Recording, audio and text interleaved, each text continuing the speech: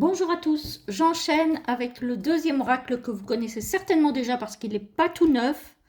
J'ai hésité très longtemps, je pense que ça fait bien un an que j'hésite à le prendre et finalement il est tellement beau que j'ai cédé à la tentation. Donc c'est l'oracle des animaux de la forêt boréale de Ciolo Thompson qui est très connu. J'ai un petit shoot ici sur la boîte. Bon, ça doit être le transport à mon avis, hein.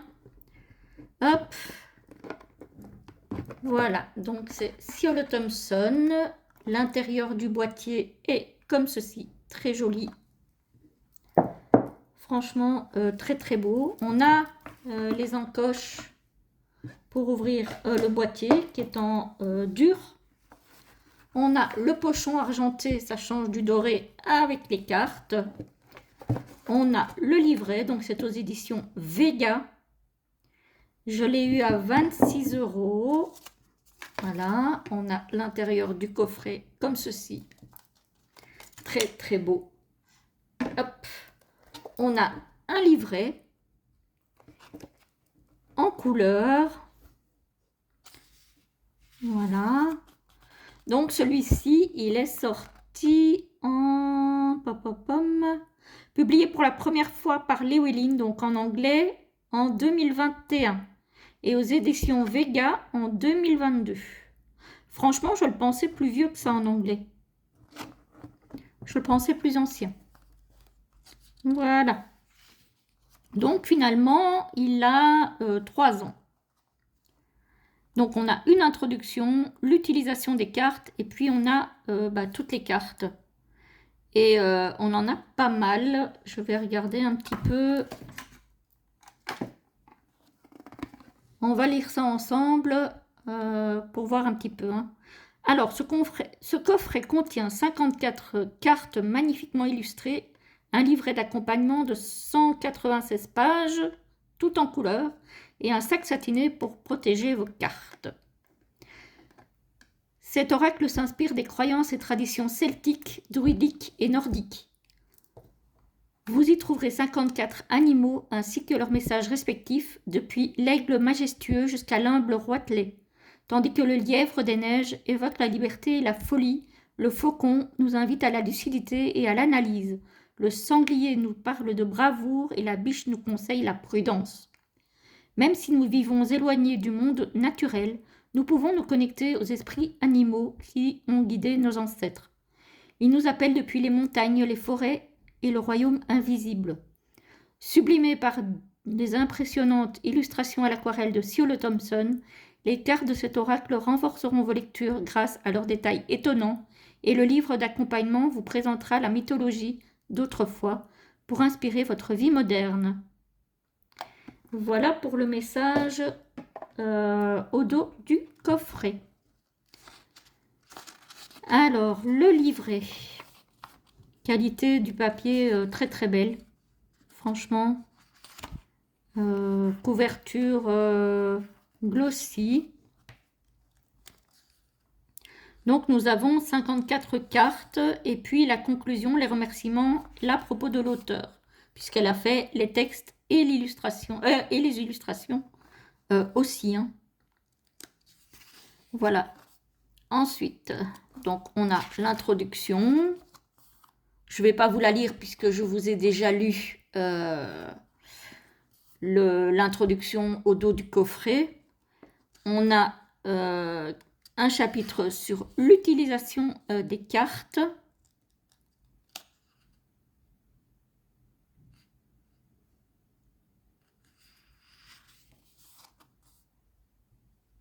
On a un petit texte sur les mots-clés, sur la préparation du tirage, sur le tirage des cartes, sur le tirage à 3 cartes.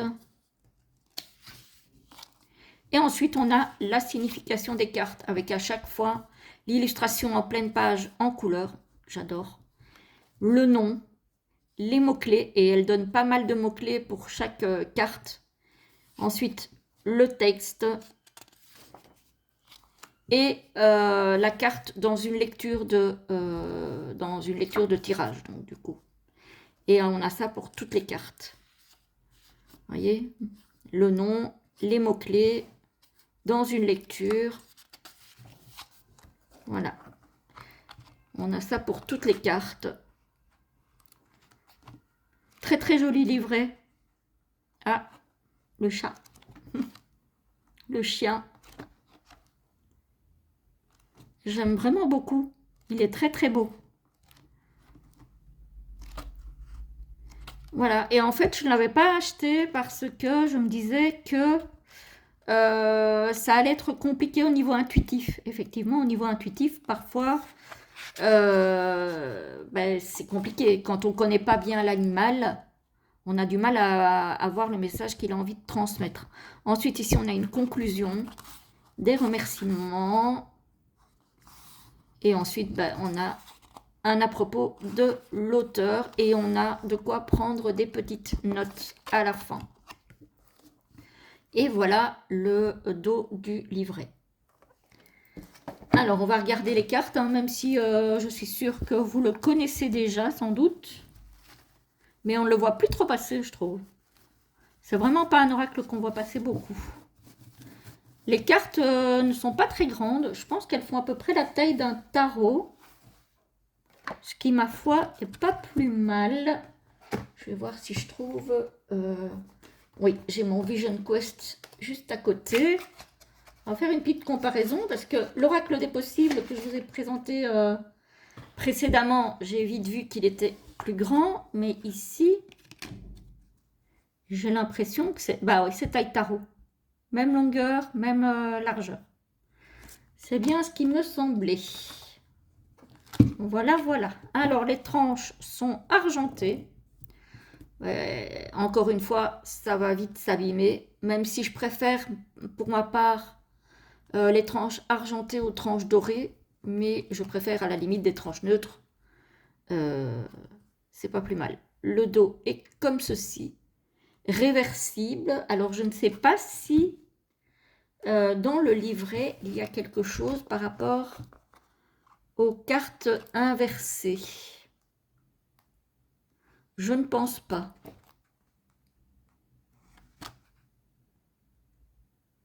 Non.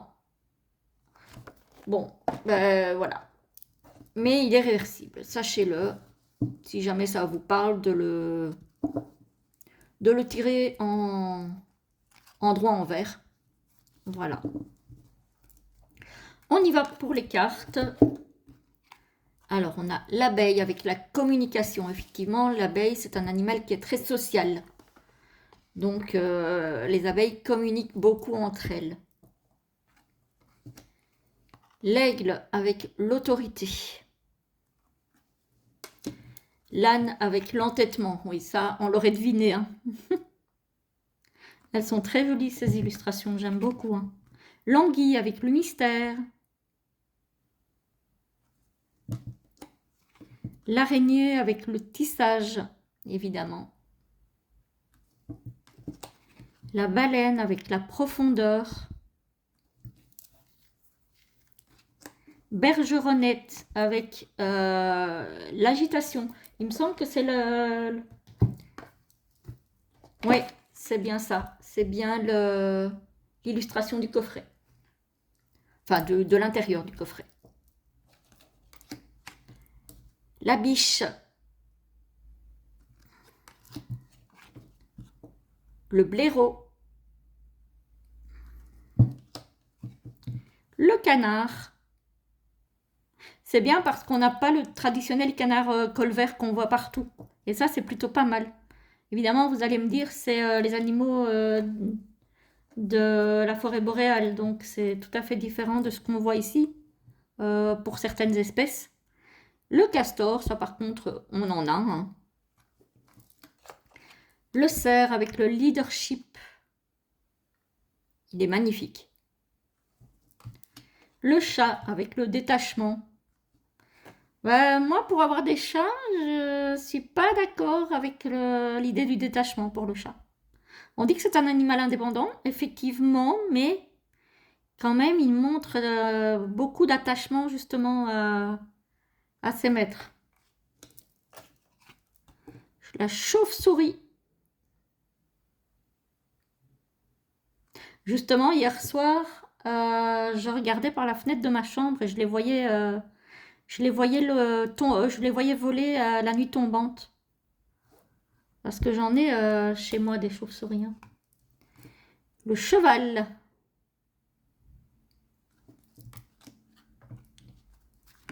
La chèvre. Avec l'indépendance. Le chien, évidemment, avec la loyauté. Hein. Ça. Le hibou, avec la connaissance. Là, c'est pas vraiment la chouette. Mais en fait, en anglais, c'est pour ça qu'ils ont mis hibou entre parenthèses. Parce qu'en fait, en anglais, chouette et hibou, c'est le même mot. Alors qu'en français, on fait la différence. C'est bien de l'avoir mis... Mais du coup, j'aurais mis le hibou comme ça et la chouette entre parenthèses plutôt. Parce qu'ici, c'est plutôt un hibou. Mais bon, voilà. Au moins, les deux mots, ils sont. Et je trouve que c'est bien. Le cochon avec la prospérité. Le colibri avec la détermination. La colombe, évidemment, avec l'amour. Le coq avec la fierté. Le corbeau avec la mort. Ça, ce sont des mots-clés qui, j'ai envie de dire, vont un petit peu de soi, alors que d'autres ne sont pas forcément le crabe, défendre. J'aurais peut-être pas pensé. Mais oui, avec ses pinces, effectivement. Le cygne avec la beauté, oui, bah oui. L'écureuil avec l'activité, moi j'y aurais vu l'épargne. Parce que, ou prévoir, prévision. Parce que en hiver, il fait ses provisions pour passer l'hiver au chaud, à dormir. L'escargot avec la lenteur, forcément. Le faucon avec la vue. La grenouille avec la chance. La grue avec la vigilance. Ça me fait penser à une carte de la triade. La carte de l'énergie. Le héron avec la patience. Là, je confirme, ils peuvent rester pendant de longues minutes, voire des heures dans la même position sans bouger.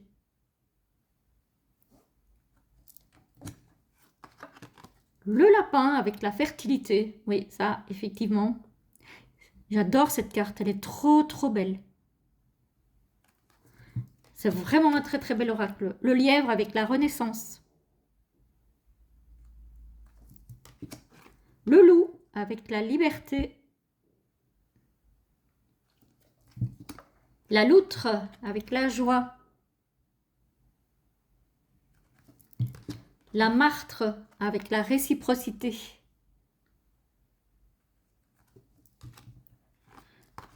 Le merle noir avec le changement. Les merles, j'en voyais beaucoup quand j'étais petite. On n'en voit quasiment plus ici en Belgique. Ils sont devenus vraiment très rares. Hein. Le mouton. Avec suivre. Bah oui, suivre comme un petit mouton. L'oie avec la protection. On voit son petit là, caché dans les herbes. L'ours avec le mot féroce. Le phoque, créativité, il est trop chou. La pie, ça j'en ai beaucoup aussi chez moi, avec la dualité. La pieuvre, avec la stratégie. Ah, le rat avec la peur. Bah ouais, mais effectivement, hein, moi les rats, je peux pas. Là, c'est rat, souris, tout ça. Raton laveur avec la survie. Le renard, ça j'en ai eu pas mal derrière chez moi, mais là on n'en a plus. Donc je pense qu'ils sont venus les éliminer parce qu'on n'en a plus du tout. Avec la ruse, le roitelet avec l'humilité, le rouge-gorge serviable, la salamandre, le feu. Effectivement, avec ce jaune orangé là, couleur feu. Hein. Le sanglier, la bravoure. Le saumon avec la sagesse. Le serpent avec le désir. Ah ouais, ça fait penser au diable du tarot, ça. La sterne arctique. L'endurance. Le taureau, la puissance, évidemment. La tortue avec le sens pratique. Et enfin, la vache avec la valeur. Alors, on va mélanger les cartes et on va s'en prendre une. Oups là, oh non, non, non, non, là, il y en a trop là. J'en veux une pour avoir un petit peu une idée de ce qui est marqué dans le livret. C'est toujours intéressant pour les personnes qui n'ont pas encore l'oracle, hein, on ne sait jamais. Je ne suis peut-être pas une des dernières à l'avoir acheté, même si ça fait déjà 3 ans qu'il est sorti. Ah ben, celle-ci veut sortir, donc on va la prendre. Et on a la salamandre avec le feu. Bon, ben les cartes ne sont pas numérotées, donc ça va être un petit peu embêtant pour la chercher dans le livret, en espérant que c'est par ordre alphabétique. Alors, salamandre, oui, c'est par ordre alphabétique. 165. Heureusement, hein, parce que sinon, c'était un petit peu embêtant. Bon, c'est assez long. Hein. Alors, les mots-clés.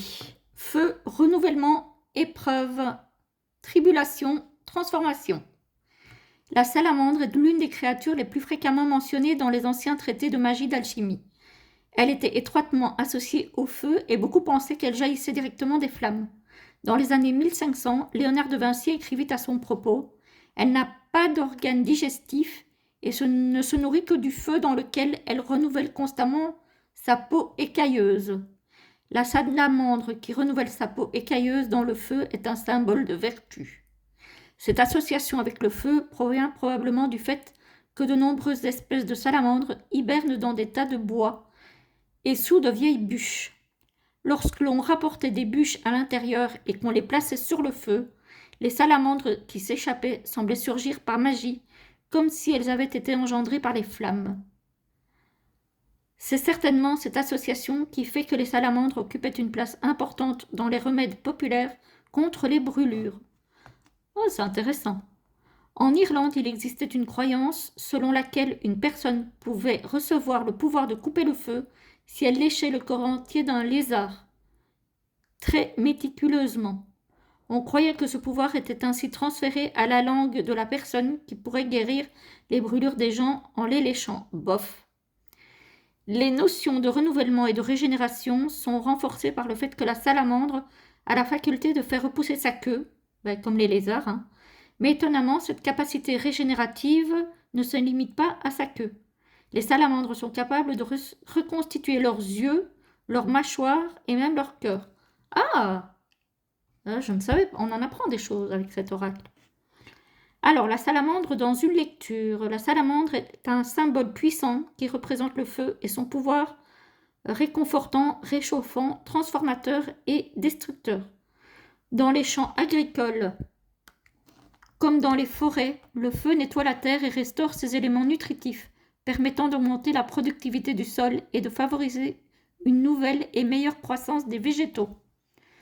Ceci peut être une métaphore très utile à retenir lorsque nous nous trouvons dans une situation difficile. Nos épreuves peuvent parfois nous sembler trop lourdes à supporter, mais si nous faisons confiance aux flammes et les traversons, nous pourrons connaître une formidable croissance et un profond renouveau. Accueillir l'esprit de la salamandre, c'est se connecter à l'énergie du renouveau et du feu qui nous habite, c'est vivre avec enthousiasme et passion. Revendiquez-vous pleinement votre pouvoir personnel. Si ce n'est pas le cas, qu'est-ce qui vous retient? Si vous avez subi une perte ou si vous êtes dans une situation défavorable qui vous semble insurmontable, ne désespérez pas. Souvenez-vous de la petite salamandre qui, même après la plus grave des blessures, est capable de se rétablir et de poursuivre son chemin. Au lieu de concentrer sur ce qui vous manque, trouvez des moyens de transformer votre douleur pour évoluer. Accueillez le feu de la compétition, de l'ambition, de la passion. Accueillez la douleur des flammes, puis secouez les cendres et levez-vous. Dans son aspect opposé, la salamandre nous rappelle le pouvoir destructeur du feu. Si celui-ci est un outil de transformation, il peut aussi consumer et ne rien laisser derrière lui. Le feu peut symboliser la colère, le ressentiment ou l'ambition. Nous désirons vivre avec passion et nous aspirons à la prospérité, mais nous devons aussi effectuer un examen constant de nos motivations. Êtes-vous motivé par le ressentiment ou la colère? Essayez-vous de compenser un manque intérieur par la réussite extérieure?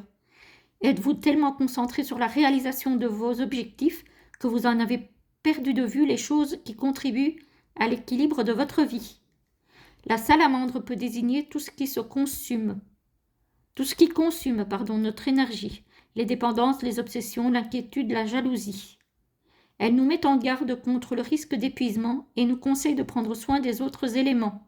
L'eau apaisante associée à la spiritualité et à la créativité, l'air associé à l'intellect et la terre qui nous réconforte. Voilà pour ce très long message, les amis. J'espère que ça vous a plu. Dites-moi si vous avez l'oracle, si vous l'utilisez, comment vous l'utilisez aussi, plutôt en 3 cartes, plutôt en une seule carte, ou autrement, peu importe. En tout cas, j'espère que ça vous a plu. Je vous souhaite une très bonne journée ou une très belle soirée, selon l'heure à laquelle vous verrez cette vidéo. Et je vous dis à très très vite.